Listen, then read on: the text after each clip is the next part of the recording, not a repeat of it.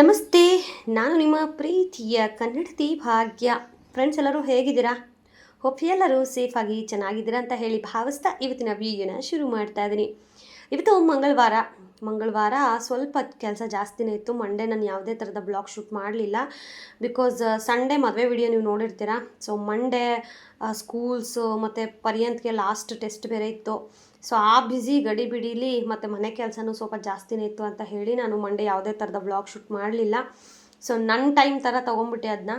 And ಇವತ್ತು ಮಂಗಳವಾರ. So ನೆನ್ನೆನೇ ಸ್ವಲ್ಪ ಸಂತೆಗೆಲ್ಲ ಹೋಗಿ ಸ್ವಲ್ಪ ಐಟಮ್ಸ್ ಎಲ್ಲ ಬೇಕಾಗಿತ್ತು ಅಂತ ಹೇಳಿ ತೊಗೊಂಬಂದಿದ್ದೆ. ಪ್ರತಿ ಸತಿ ತಂದಿದ್ದೆಲ್ಲ ತೋರಿಸಿದ್ರೆ ನಿಮಗೂ ಬೋರ್ ಆಗುತ್ತೆ ಅಂತ ಹೇಳಿ ಶೇರ್ ಮಾಡ್ತಾ ಇಲ್ಲ. ಆ್ಯಂಡ್ ಕರ್ಬೇವು ಸೊಪ್ಪನ್ನ ನಾನು ಹೇಗೆ ಸ್ಟೋರ್ ಮಾಡ್ತೀನಿ ಅನ್ನೋದನ್ನು ಒಂದು ಸ್ಮಾಲ್ ವೀಡಿಯೋ ಆಗಿ ಅಪ್ಲೋಡ್ ಮಾಡ್ತಾ ಇದ್ದೀನಿ. ಇಂಟ್ರೆಸ್ಟ್ ಇರೋರಿಗೆ ನೋಡ್ಕೊಳ್ಳಿ ಅಂತ ಹೇಳಿ. ಫಸ್ಟಿಗೆ ನಾನು ಕರ್ಬೇವಿನ ಸೊಪ್ಪನ್ನ ತಂದು ನೀಟಾಗಿ ತೊಳೆದು ಒಂದು 2-3 ಸತಿ ತೊಳಿತೀನಿ. ಅದಾದಮೇಲೆ ಪ್ಲೇಟ್ಗೆ ಒಂದು ಸಪ್ರೇಟ್ ಪ್ಲೇಟ್ಗೆ ಹಾಕಿ ಇಟ್ಕೊಬಿಡ್ತೀನಿ.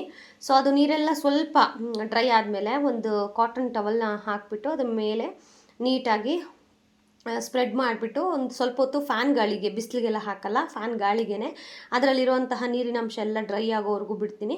ಸೊ ದಟ್ ನಮಗೆ ಕರ್ಬೇವಲ್ಲಿರೋ ಧೂಳು ಹುಳಗಳು ಏನಾದರೂ ಇದ್ರೂ ಸಹ ಆ ಥರನೇ ನಾನು ಸ್ಟೋರ್ ಮಾಡ್ಕೊತೀನಿ. ಇನ್ನೂ ತೊಳೆದ್ಬಿಟ್ಟು ಅದನ್ನು ಸೈಡ್ಗಿಟ್ಟೆ. ಇನ್ನು ನೆನ್ನೆ ಸೊಪ್ಪು ಎಲ್ಲನೂ ತೊಗೊಂಬಂದಿದ್ದೆ ಅಂತ ಹೇಳಿದ್ನಲ್ವಾ. ಸೊ ಸೊಪ್ಪು ಇದು ಏನು ಸೊಪ್ಪು ಅಂತ ಹೇಳಿ ಗೊತ್ತಿದ್ದರೆ ಕಮೆಂಟ್ ಮಾಡಿ, ಓಕೆನಾ. ಇದು ತುಂಬಾ ಒಳ್ಳೆಯದು ಕಣ್ಣಿಗೆ. ಎಕ್ಸ್ಪೆಷಲಿ ಆವಾಗಿನ ಕಾಲದಲ್ಲಿ ತರಕಾರಿ ಮತ್ತು ಅವೆಲ್ಲ ಕೊಂಡ್ಕೊಳ್ಳೋ ಅಷ್ಟು ಶಕ್ತಿ ಇರಲಿಲ್ಲ.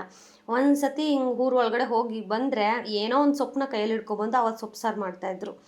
ಆ ಒಂದು ಗೋಲ್ಡನ್ ಡೇಸ್ ಎಲ್ಲ ನೆನಪು ಮಾಡಿಕೊಂಡ್ರೆ ನಿಜ ಆ ದಿನಗಳೇ ತುಂಬ ಚೆನ್ನಾಗಿತ್ತು. ಬೇಗ ದೊಡ್ಡವರಾಗ್ಬಿಟ್ವಿ, ಮದುವೆ ಮಾಡಿಕೊಂಡು ಜವಾಬ್ದಾರಿಗಳಲ್ಲಿ ಬಿದ್ದುಬಿಟ್ವಿ. ಬಟ್ ಆ ಒಂದು ಚೈಲ್ಡ್ಹುಡ್ನ ಯಾವತ್ತೂ ನಾವು ಮತ್ತೆ ರೀಕಲೆಕ್ಟ್ ಮಾಡ್ಕೊಳಕ್ಕಾಗೋದಿಲ್ಲ. ಸೊ ಅವಾಗೆಲ್ಲ ತುಂಬ ಚೆನ್ನಾಗಿತ್ತು. ಬುದ್ಧಿ ಕಡಿಮೆ ಇತ್ತು, ಎಂಜಾಯ್ಮೆಂಟ್ ಜಾಸ್ತಿ ಇತ್ತು. ಬಟ್ ಈಗ ಬುದ್ಧಿ ಜಾಸ್ತಿ ಬಂದಿದೆ, ಎಂಜಾಯ್ಮೆಂಟ್ ಕಡಿಮೆ ಆಗಿದೆ ಅಲ್ವಾ. ಸೊ ಇವಾಗ ಈ ಸೊಪ್ಪನ್ನೂ ತೊಳೆದ್ಬಿಟ್ಟು ನೀಟಾಗಿ ನೆನೆಸಿದ್ದೀನಿ. ಸೊ ಸೊಪ್ಪಲ್ಲಿ ಮಣ್ಣೆಲ್ಲ ಹೋಗಬೇಕು ಅಂತಂದರೆ ಆದಷ್ಟು ನೀರಲ್ಲಿ ಒಂದು 2-3 ಗಂಟೆ ನೆನೆಸ್ಬಿಡಿ. ಜೊತೆಗೆ ಸ್ವಲ್ಪ ಕಲ್ಲುಪ್ಪನ್ನು ಹಾಕ್ಕೊಬಿಡಿ. ಆವಾಗ ಆ ಮಣ್ಣಲ್ಲಿ ಕಲ್ಲಿದ್ದರೆ ಎಲ್ಲ ನೀಟಾಗಿ ಕ್ಲೀನ್ ಆಗಿಬಿಡುತ್ತೆ. ಆ್ಯಂಡ್ ಇನ್ನು ಯಾಕೋ ಇವತ್ತು ನನಗೆ ಮ್ಯಾಗಿ ತಿನ್ನಬೇಕು ಅನಿಸ್ತಾ ಇತ್ತು. ಬೆಳಗ್ಗೆ ಟಿಫನ್ಗೆ ಚಿತ್ರಾನ್ನ ಮಾಡಿದ್ದೆ.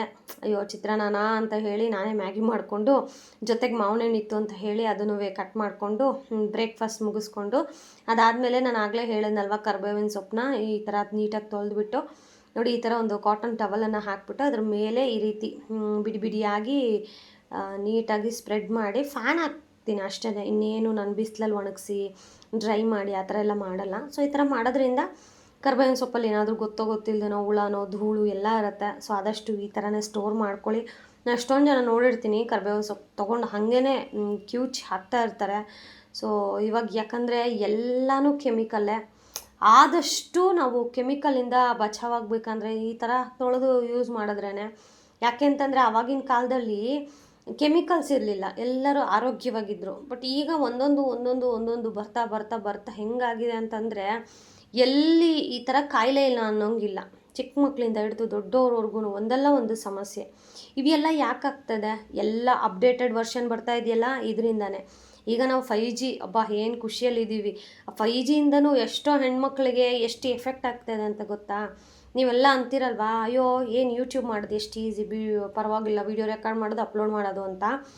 5Gಲಿ ನಾವು ಇದನ್ನು ಅಪ್ಲೋಡ್ ಮಾಡಿ ಅದ್ರ ಪ್ರಾಬ್ಲಮ್ ನಮಗೆ ಮಾತ್ರನೇ ಗೊತ್ತು. ಯೂಟ್ಯೂಬರ್ ಅಂತ ಸುಮ್ಮನೆ ಅಂದ್ಬಿಡ್ತಾರೆ. ಎಲ್ಲರೂ ಅಲ್ಲ, ಕೆಲವೊಬ್ರು ಅಷ್ಟೇ. ಡೈಲಿ ವ್ಲಾಗಲ್ಲೂ ಕೆಲವೊಬ್ಬರು ಕಂಟೆಂಟ್ ಕೇಳ್ತಾರೆ. ಏನಪ್ಪ ಇಂಥವ್ರಿಗೆ ಹೇಳೋದು? ಲಾಸ್ಟ್ ಟೈಮ್ ಒಬ್ಬಳು ಮೆಸೇಜ್ ಮಾಡಿದ್ದಾಳೆ, ಯಾವಾಗೂ ಬೇರೆಯವ್ರನ್ನ ಬೈಯೋದೇ ಆಯಿತು. ಅದು ಎಷ್ಟು ವೀಡಿಯೋ ನೋಡಿದ್ಯಾ ಮಹಾತಾಯಿ ನೀನು? ಯಾವ ವೀಡಿಯೋದಲ್ಲಿ ನನಗೆ ಅನಿಸಿದ್ದನ್ನು ನಾನು ಶೇರ್ ಮಾಡ್ತಾಯಿದ್ದೀನಿ. ನಾನು ಲೈಫಲ್ಲಿ ಎಕ್ಸ್ಪೀರಿಯನ್ಸ್ ಆಗಿರೋ ಕೆಲವೊಂದು ವಿಚಾರಗಳನ್ನು ನಿಮ್ಮ ಜೊತೆ ಹಂಚ್ಕೋತೀನಿ. ಸೊ ದಟ್ ನಿಮಗೂ ಆ ಥರ ಎಕ್ಸ್ಪೀರಿಯನ್ಸ್ ಆಗಿದ್ದರೆ ನೀವು ಹೇಳ್ಕೊತೀರಾ, ಆಗಿಲ್ಲ ಅಂತಂದರೆ ಬಿಟ್ಟಾಕ್ತೀರಾ ಅಲ್ವಾ. ಎಷ್ಟೊಂದು ಜನಕ್ಕೂ ಅದು ಮೋಟಿವೇಟು ಆಗಿದೆ. ಓಕೆ, ನೀನೊಬ್ಳು ಬಂದು ಕಮೆಂಟ್ ಮಾಡಿದ ತಕ್ಷಣವೇ ನಾನು ಎಲ್ಲರನ್ನೂ ಬೈಯೋ ಥರನೇ ಅಲ್ಲ. ಇವಾಗ ನೀನನ್ನು ಬೈತಾ ಇದ್ದೀನಿ, ನಿನಗೆ ಮಾಡೋಕ್ಕೆ ಕೆಲಸ ಇದ್ದಿದ್ರೆ ನೀನು ಯಾಕೆ ಬಂದು ಕಮೆಂಟ್ ಹಾಕ್ತಾಯಿದ್ದೆ? ಅಷ್ಟೇ, ನಾನು ಇನ್ನೇನು ಹೇಳಲ್ಲ. ಹಂಗೆ ಮಾತಾಡ್ತಾರೆ ಗೈಸ್. ಯೂಟ್ಯೂಬ್ ಅಂದರೆ ಏನೋ ಬೇಕಾಬಿಟ್ಟು ಕೇರ್ಲೆಸ್ ಆಗಿ ಏನೂ ಇಲ್ಲ. ನಾವು ಕಷ್ಟಪಡ್ತೀವಿ. ಈ 5Gಲಿ ನಮಗೆ ಫೋನ್ ನೋಡಿ ಅದ್ರ ತಲೆನೋವು ನಮಗೆ ಮಾತ್ರ ಗೊತ್ತು. ಓಕೆ, ಯಾಕೆ ಏನೋ ಒಂದು ಮಾಡೋಣ ಅನ್ನೋ ಒಂದು ಆಸೆ ಅಷ್ಟೇ. ಸೊ ಇನ್ನೂ ನಮ್ಮ ಮನೆ ಹತ್ರ ಈ ತಳ್ಳೋ ಗಾಡಿ ಬರುತ್ತಲ್ಲ, ಆ ಥರ ಬಂದಿತ್ತು. ಸೊ ಅದಕ್ಕೇ ಮನೇಲಿ ಈ ಕ್ಲಿಪ್ಗಳಂತೂ ಇವಾಗ ಆಷಾಢ ಬೇರೆ ಶುರುವಾಯಿತು. ಯಪ್ಪ ಏನು ಗಾಳಿ ಅಂದರೆ ಬಟ್ಟೆಗೆ ಒಂದು ಕ್ಲಿಪ್ ಹಾಕಿದ್ರೆ ಸಾಕಾಗ್ತಾ ಇಲ್ಲ. ಅದಕ್ಕೇ ಒಂದು 4-5 ಪ್ಯಾಕೆಟ್ಸ್ ತೊಗೊಬಿಟ್ಟೆ. ಅದ್ರ ಜೊತೆಗೆ ಸ್ವಲ್ಪ ರಿಬ್ಬನ್ಸು, ಕ್ಲಿಪ್ಸು ಮತ್ತು ಟೀ ಫಿಲ್ಟ್ರು. ಸೊ ಅದು ಪ್ಲಾಸ್ಟಿಕ್ ಇತ್ತು ನನ್ನ ಹತ್ರ. ಸೊ ಅದನ್ನು ರೀಪ್ಲೇಸ್ ಮಾಡೋಣ ಅಂತ ಹೇಳಿ ಅದೆಲ್ಲ ಒಂದು ತೊಗೊಂಡೆ. ಈ ಕ್ಲಿಪ್ಸು ಅಷ್ಟೇ 3 ಪ್ಯಾಕೆಟ್ಗೆ 100 ರುಪೀಸ್ ಅಂತ ಹೇಳಿದ್ರು. ಆಮೇಲೆ ಮಿಕ್ಕಿದೆಲ್ಲನೂ 20 ಈಚ್ ಅಂತ. ಸರಿ ಅಂತ ಹೇಳಿ ಅದನ್ನೂ ತೊಗೊಂಡು ಬಂದು ಈಗ ಅದು ತೋರಿಸ್ತಾ ಇದ್ದೀನಿ ನಿಮಗೆ. ಅಂದರೆ ನಾನು ಎಷ್ಟು ಬೇಗ ಯಾಮಾರ್ಬಿಟ್ಟೆ. ನನ್ನನ್ನು ಬೇಗ ಮೋಸ ಮಾಡಿಬಿಡ್ಬೋದು ಜನ ಅಥವಾ ಅಂಗಡಿಯವರು ಅಷ್ಟೇ. ನಾನು ನೋಡಿದಾಗಲ್ಲ ಎಷ್ಟು ಚೆನ್ನಾಗಿತ್ತು, ಬಟ್ ಮನೆ ಹತ್ರ ತೊಗೊಂಡು ಬಂದು ನೋಡ್ತೀನಿ ಎಲ್ಲ ಲೂಸ್ ಆಗಿದ್ದಾವೆ. ಅಲ್ಲಿ ಓಪನ್ ಮಾಡಿ ನೋಡೋ ಹಾಗೂ ಇಲ್ಲ. ಏನು ಮಾಡೋಕ್ಕಾಗಲ್ಲ, ಮೋಸ ಹೋಗ್ಬೇಕಂತ ಇದ್ದರೆ ಮೋಸ ಹೋಗಲೇಬೇಕು.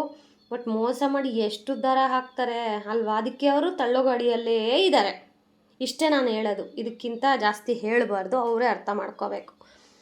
ಮೋಸ ಮಾಡೋದಷ್ಟು ಈಸಿ ಅಲ್ಲ. ಈಗ ಹೂವಿನ ಅಂಗಡಿಲೂ ಅಷ್ಟೇ, ಎಷ್ಟೊಂದು ಜನ ಬೇಕಾಗಿಯೇ ನಾವು ಹಿಂಗೆ ಕಣ್ಣಿಂಗೆ ಆಯಿಸಿದ್ರೆ ಸಾಕು, ಎಷ್ಟು ಬೇಗ ಒಂದು ಮೊಳನ ಮುಕ್ಕಾಲು ಮೊಳ ಮಾಡಿಬಿಡ್ತಾರೆ. ಇದು ನಿಮಗೂ ಎಕ್ಸ್ಪೀರಿಯೆನ್ಸ್ ಆಗಿದ್ರೆ ಕಮೆಂಟ್ ಮಾಡಿ. ಸೊ ನೀವು ಕಮೆಂಟ್ ಮಾಡೋದಿಲ್ವಲ್ಲ, ಈ ಥರ ಕೆಲವೊಬ್ಬರು ಬಂದು ಯಾವಾಗಲೂ ನಿಮಗೆ ಬೈಯೋದೇ ಆಗೋಯ್ತು ಅಂತ ಇರೋ ಫ್ಯಾಕ್ಟ್ ಗುರು ಅದು. ನಾನೇ ಕಣ್ಣಾರ ನೋಡಿದ್ದೀನಿ. ಏನಕ್ಕಂದು ತೋರಿಸಿ ಇನ್ನೊಂದ್ಸತಿ ಅಂದರೆ ಅಷ್ಟು ಬೇಗನೆ ಎಳ್ದು ಬಿಟ್ಟಿರ್ತಾರೆ ಮೊಳನ. ಹಂಗೆ ಎಲ್ಲರೂ ಅಲ್ಲ, ಕೆಲವೊಬ್ಬರು ಮಾತ್ರನೇ. ನಾನು ಎಲ್ಲರನ್ನೂ ಬ್ಲೇಮ್ ಮಾಡೋಕ್ಕೆ ಇಷ್ಟಪಡಲ್ಲ, ಕೆಲವೊಬ್ಬರು. ಸೊ ಇನ್ನು ಪರ್ಯಂತನೂ ಬಂದ ಸಾಯಂಕಾಲ. ಸೊ ಅವನಿಗೂ ಒಂದು ಪ್ಯಾಕೆಟ್ ಮ್ಯಾಗಿ ಮಾಡಿಕೊಟ್ಟೆ. ಅದಾದಮೇಲೆ ಆ್ಯಸ್ ಯೂಶ್ವಲ್ ಇನ್ನು ಸಾಯಂಕಾಲ ಅವನಿಗೆ ಟ್ಯೂಷನ್ ಮಾಡ್ತಾ ಮೀನ್ವೈಲ್ ಇಲ್ಲಿ ಕೆಲಸನೂ ಸಹ ಮಾಡ್ತಾಯಿದ್ದೀನಿ. ಕೆಲಸ ಅಂದರೆ ಗೊತ್ತಾಗ್ಬೋದಲ್ಲ, ಇದು ಸ್ವಲ್ಪ ಜಾಸ್ತಿನೇ ಕೆಲಸ. ಯಾಕೆಂತಂದರೆ ಬಸ್ಸಾರು ಮಾಡ್ತಾಯಿದ್ದೀವಿ ಅಂದರೆ ಪಾತ್ರೆಗಳು ಸ್ವಲ್ಪ ಜಾಸ್ತಿ ಬೀಳುತ್ತೆ. ಬಟ್ ಬಸ್ಸಾರು ಟೇಸ್ಟ್ ಮಾತ್ರ ಅಲ್ಟಿಮೇಟ್ ಸಕ್ಕದಾಗಿರುತ್ತೆ. ಎಷ್ಟು ಸಾರಿ ಬಸ್ಸಾರು ಮಾಡಿದ್ರೂ ಬೋರ್ ಆಗಲ್ಲ. ನಮ್ಮ ಮನೇಲಿ ಎಕ್ಸ್ಪೆಷಲಿ ನನ್ನ ಯಜಮಾನ್ರಿಗೆ, ನನ್ನ ಮಗನಿಗೆ, ಇವರಿಗೆಲ್ಲ ಬಸ್ಸಾರು ಅಂದರೆ ಒಂಥರ ವಿಶೇಷ ಪ್ರೀತಿ.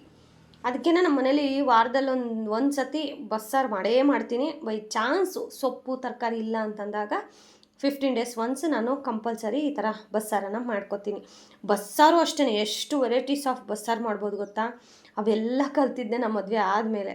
ಸೊ ಹಾಗೆಯೇ ಜೀವನ ಅನ್ನೋದು ನಮಗೆಲ್ಲವನ್ನ ಕಲಿಸ್ತಾ ಹೋಗುತ್ತೆ ಗೈಸ್. ಈಗ ನಾನು ಯೂಟ್ಯೂಬ್ ಸ್ಟಾರ್ಟ್ ಮಾಡೋಕ್ಕೆ ಮುಂಚೆ ಬರೀ ನಮ್ಮ ಮನೆ ಅಷ್ಟೇ ಪ್ರಪಂಚ ನನಗೆ. ಬಟ್ ಇವಾಗ ಆಚೆ ಪ್ರಪಂಚ ಹೆಂಗಿದೆ, ಸೋಷಿಯಲ್ ಮೀಡಿಯಾದಲ್ಲಿ ಜನ ಹೆಂಗಿದ್ದಾರೆ ಅಂತ ಗೊತ್ತಾಯಿತು.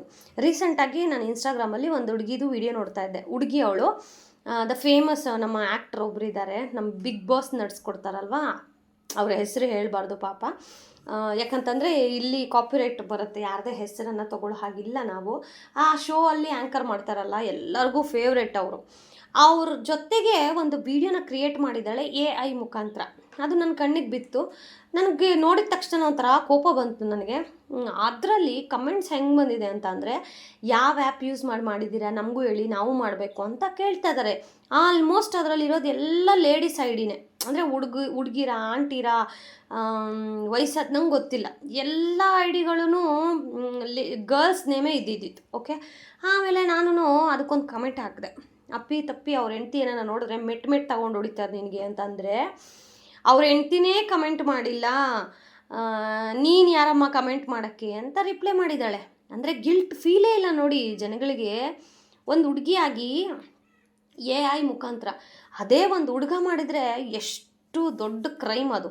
ಇವ್ರು ಮಾಡ್ಬೋದು, ಹೆಣ್ಮಕ್ಳು ಮಾಡ್ಬೋದು, ಗಂಡು ಮಕ್ಳು ಮಾಡೋ ಹಂಗಿಲ್ಲ. ಹೆಂಗೆ ಇವಾಗ ನಿಜ ಹೇಳಬೇಕು ಅಂತಂದರೆ, ಹೆಣ್ಣು ಮಕ್ಕಳಿಗಿರೋ ಅಷ್ಟು ಕೊಬ್ಬು, ಅಷ್ಟು ದುರಾಂಕಾರ ಪಾಪ ಗಂಡು ಮಕ್ಳಿಗಿಲ್ಲ. ನಿಜ ಹೇಳ್ತೀನಿ. ಎಷ್ಟೋ ಅವ್ರಿಗಾದರೆ ಸಪೋರ್ಟ್ ಮಾಡ್ತಾರೆ, ಇಲ್ವಾ ಅಯ್ಯೋ ನಮ್ಗೆ ಯಾಕಪ್ಪ ಬೇಕು ಅಂತ ಸುಮ್ಮನೆ ಆಗ್ತಾರೆ. ಬಟ್ ಇವ್ರು ಹಂಗಲ್ಲ ಗುರು. ಯಾಕಂದ್ರೆ ನಾನು ಇವಾಗ ಸ್ವಲ್ಪ ಸೋಷಿಯಲ್ ಮೀಡಿಯಾ ಜಾಸ್ತಿ ಯೂಸ್ ಮಾಡ್ತಾ ಇರೋದಕ್ಕೆ, ಫೇಸ್ಬುಕ್ಕಲ್ಲಿ ಆಮೇಲೆ ಇನ್ಸ್ಟಾಗ್ರಾಮಲ್ಲೆಲ್ಲ ವೀಡಿಯೋಸ್ ಅಪ್ಲೋಡ್ ಮಾಡ್ತಾ ಇದ್ದೀನಿ. ಸೊ ದಟ್ ನನಗೆ ಗೊತ್ತಾಗ್ತಾ ಇದೆ ಹೆಂಗಿದ್ದಾರೆ ಅಂತ ಹೇಳಿ. ಆಲ್ಮೋಸ್ಟ್ ಎಲ್ಲ ಹೆಣ್ಮಕ್ಳು ಆ ಥರ ಮುಖಾಂತರ ವೀಡಿಯೋಗಳು ಮಾಡ್ತಾ ಇದ್ದಾರೆ. ಪುಣ್ಯಕ್ಕೆ ನಮ್ಮ ಯೂಟ್ಯೂಬ್ ಬ್ಯಾನ್ ಮಾಡಿದೆ, ಇಲ್ಲ ಅಂದಿದ್ರೆ ಯೂಟ್ಯೂಬಲ್ಲೂ ಇವ್ರದೇ ತಲೆನೋವು ಇರ್ತಾಯಿತ್ತು. ಸದ್ಯಕ್ಕೆ ಅಂಥವ್ರು ಯೂಟ್ಯೂಬಲ್ಲಿ ಇಲ್ವಲ್ಲ, ಅದು ಖುಷಿ ವಿಚಾರ. ಯೂಟ್ಯೂಬಿಗೆ ಬಂದರೆ ಅವ್ರು 3 ದಿನ ಇಲ್ಲಿರೋಕ್ಕಾಗಲ್ಲ ಬಿಡಿ. ಯಾಕಂದರೆ ಯೂಟ್ಯೂಬ್ ಒಂಥರ ಸಮುದ್ರ ಇದ್ದಾಗೆ. ಇಲ್ಲಿ ಎಷ್ಟು ಈಜಿದ್ರೂ ದಡ ಸಿಕ್ಕೋದು ತುಂಬಾ ಕಷ್ಟ. ಸಿಕ್ಕಿದೆ ಅಂದರೆ ಅದು ಅವ್ರ ಪುಣ್ಯ ಅಂತ. ಸೊ ಇನ್ನು ನಿನ್ನೆ ಸ್ವಲ್ಪ ಮಲ್ಲಿಗೆ ಹೂವೆಲ್ಲ ಸಂತೆ ಅಲ್ವಾ, ನಿನ್ನೆ ಸೋಮವಾರದ್ದು. ಸೊ ಸಂತೆಗೆಲ್ಲ ಹೋಗಿದ್ದಾಗ ಹೂವು ತೊಗೊಂಬಂದಿದ್ವಿ. ಸೊ ನಾನು ವೀಡಿಯೋ ಮಾಡಿರಲಿಲ್ಲ, ಹೇಳಿದ್ನಲ್ವ ಸ್ವಲ್ಪ ಬ್ಯುಸಿ ಆಗಿಬಿಟ್ಟು ನನಗೆ ನೆನ್ನೆ ಯಾವುದೇ ಸಿಂಗಲ್ ವೀಡಿಯೋನ ನಾನು ಶೂಟ್ ಮಾಡಲಿಲ್ಲ, ಶಾರ್ಟ್ಸು ಸಹ ನಾನು ಶೂಟ್ ಮಾಡಲಿಲ್ಲ. ಅದಕ್ಕೆ ಈಗ ಒಂದು ಕಡೆ ಬಸ್ಸಾರ್ಗಿಟ್ಟು ಬಂದು ಪರ್ಯಂತ್ಗೆ ಹೋಮ್ ವರ್ಕ್ಸು ಸ್ವಲ್ಪ ಕಡಿಮೆನೇ ಇತ್ತು, ಯಾಕಂದರೆ ಲಾಸ್ಟ್ ವೀಕ್ ಎಲ್ಲ ಟೆಸ್ಟ್ಗಳಿತ್ತಲ್ಲ. ಸೊ ಇವಾಗ ಅವನಿಗೆ ಸ್ವಲ್ಪ ರೆಸ್ಟ್ 2 ಡೇಸ್ ಅವ್ರಿಗೆ ಹೋಮ್ ವರ್ಕ್ಸ್ ಎಲ್ಲ ಕಡಿಮೆ ಇರುತ್ತೆ, ಬಿಕಾಸ್ ಟೆಸ್ಟ್ ಎಲ್ಲ ಬರೆದಿರ್ತಾರಲ್ವ, ಅದಕ್ಕೋಸ್ಕರ ಅಂತ ಹೇಳಿ ರೆಸ್ಟ್ ಕೊಡ್ತಾರೆ ಒಂದು 2 to 3 ಡೇಸ್. ಅದಾದಮೇಲೆ ಹೋಮ್ ವರ್ಕ್ಸ್ ಇರುತ್ತೆ.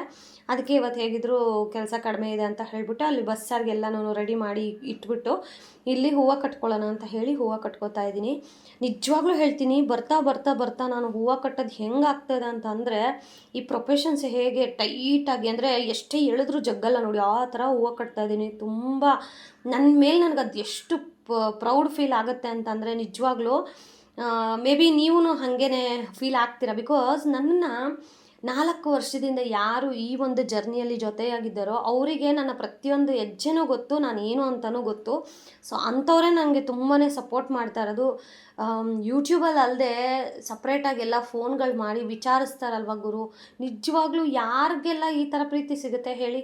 ಆಯಿತಾ, ಇವತ್ತು 2 ದಿನ ನಾನು ಏನೋ ಬೈದು ವಿಡಿಯೋ ಹಾಕಿ ಫೇಮಸ್ ಆಗ್ಬೋದು, ಏನೋ ತಪ್ಪು ಕೆಲಸ ಮಾಡಿ ಫೇಮಸ್ ಆಗ್ಬೋದು, ಬಟ್ ಈ ಥರ ಪ್ರೀತಿ ನಿಜವಾಗ್ಲೂ ಸಿಗಲ್ಲ.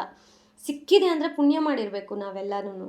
ಸೊ ನನ್ನ ಮೇಲೆ ನಿಜವಾಗ್ಲೂ ನಾನು ಎಷ್ಟೋ ವಿಡಿಯೋಗಳ ಮೋಟಿವೇಶನ್ ವಿಡಿಯೋಗಳನ್ನು ಅಪ್ಲೋಡ್ ಮಾಡ್ತಾ ಇರ್ತೀನಿ. ನನ್ನ ಒಂದು ಚಾನಲಲ್ಲಿ ನೀವು ಜಾಸ್ತಿ ನೋಡ್ಬೋದಾಗಿರೋವಂಥದ್ದೇ ಮೋಟಿವೇಶ್ನಲ್ ವಿಡಿಯೋ, ಥಂಬ್ನೇಲ್ಸ್ ಹಾಕಿರ್ತೀನಿ. ಸೊ ಅದ್ರ ಹಿಂದೆಗಡೆ ಆ ಒಂದು ಸಿಚುವೇಷನಲ್ಲಿ ಏನಾಯಿತು, ಹೆಣ್ಮಕ್ಳು ಏನು ಮಾಡಿದ್ರೆ ಆಗ್ತಾಯಿತ್ತು. ಯಾಕಂದರೆ ಈಗ ಹೆಣ್ಮಕ್ಳು ಮೊದಲು ಗುರು ಅಂದರೆ 90s 90ರ 1999 ಆ ಥರ ಇವಾಗ ಬಾರ್ನ್ ಆಗಿರೋರಿಗೆಲ್ಲರಿಗೂ ಅವಾಗೆಲ್ಲ ನಮಗೆ ಸ್ವಾತಂತ್ರ್ಯನೇ ಇರಲಿಲ್ಲ. ಓಕೆ, ಒಂದು ಕಾಲೇಜ್ಗೆ ಹೋಗ್ಬೇಕಂದ್ರೂ ಒಂದು ಪರ್ಮಿಷನ್ ಇರಬೇಕಿತ್ತು, ಒಂದು ಸ್ಕೂಲ್ಗೆ ಹೋಗ್ಬೇಕಂದ್ರೂ ಒಂದು ಪರ್ಮಿಷನ್ ಬೇಕು, ಫ್ರೆಂಡ್ ಮನೆಗೆ ಹೋಗೋಕ್ಕೂ ನಮಗೆ ಪರ್ಮಿಷನ್ ಇಲ್ಲದೆ ನಾವು ಎಲ್ಲೂ ಹೋಗ್ತಾ ಇರಲಿಲ್ಲ. ಬಟ್ ಇವಾಗ 2K ಬಂದ ಮೇಲೆ ಯಾರಿಗೂ ಭಯ ಇಲ್ಲ, ಎಲ್ಲಿ ಬೇಕಾದರೂ ಹೋಗ್ಬೋದು, ಸ್ವಇಚ್ಛೆ. ಇವಾಗ ನೋಡಿ, ಅವಾಗೆಲ್ಲನೂ ನಮಗೆಲ್ಲ ಫೋನ್ಗಳಿತ್ತ ಗೈಸ್, ನೀವು ಯೋಚನೆ ಮಾಡಿ. ನಾನು 1990ರಿಂದ 2000 ಒಳಗಡೆ ನಾನು ಹುಟ್ಟಿರೋದು. ಸೊ ಅವಾಗೆಲ್ಲ ನಮಗೆ ಫೋನ್ ಇತ್ತ? ಇವಾಗಲೂ ಕೆಲವೊಂದು ಸಾರಿ ಫೋನಲ್ಲಿ ಎಡಿಟ್ ಮಾಡೋಕ್ಕೆ ಗೊತ್ತಾಗಲ್ಲ ನನಗೆ. ಬಟ್ ಇವಾಗಿನ 2K ಜನ್ರೇಷನ್ ಕಿಡ್ಸ್ ಹೆಂಗಿದ್ದಾರೆ ಅಂದರೆ AI ಮುಖಾಂತರ ಏನು ಬೇಕಾದರೂ ಹೋಗ್ತಾರೆ. ಬಟ್ ನಮಗೆ ಇದೇ ಒಂಥರ ಸ್ವಾತಂತ್ರ್ಯ. ಯೂಟ್ಯೂಬ್ ಮಾಡ್ತಾಯಿದ್ದೀವಿ, ಏನೋ ಖುಷಿ, ಒಂದು ಇಂಡಿಪೆಂಡೆಂಟಾಗಿ ಏನೋ ಮಾಡ್ತಾಯಿದ್ದೀವಿ, ನಮ್ಮ ಕೈಲಾದಷ್ಟು ಮಾಡ್ತಾಯಿದ್ದೀವಿ. ಯಾರೊಬ್ಬರು ಹೊಟ್ಟೆ ಅನ್ನ ಕಿತ್ಕೋತಾ ಇಲ್ಲ, ನಮ್ಮ ಶ್ರಮ, ನಮ್ಮ ಒಂದು ಅರ್ನಿಂಗ್ಸ್ ಇಷ್ಟೇನೆ ಅಲ್ವಾ? ಸೊ ನಿಜವಾಗ್ಲೂ ಯೂಟ್ಯೂಬ್ ಮಾಡೋರು ಪ್ರೌಡ್ ಫೀಲ್ ಆಗಬೇಕು ಗೈಸ್. ಯಾಕಂತಂದರೆ AI ಇವಾಗ ಇರೋದ್ರಿಂದ ಎಲ್ಲನೂ ಏನೇ ಮಾಡಿಕೊಂಡು ಏನೇ ಇವಾಗೆಲ್ಲ ಟಿಪ್ಸ್ ಕೇಳ್ಕೊಂಡೆಲ್ಲ ವಿಡಿಯೋ ಮಾಡೋ ಕಾಲ ಇದು.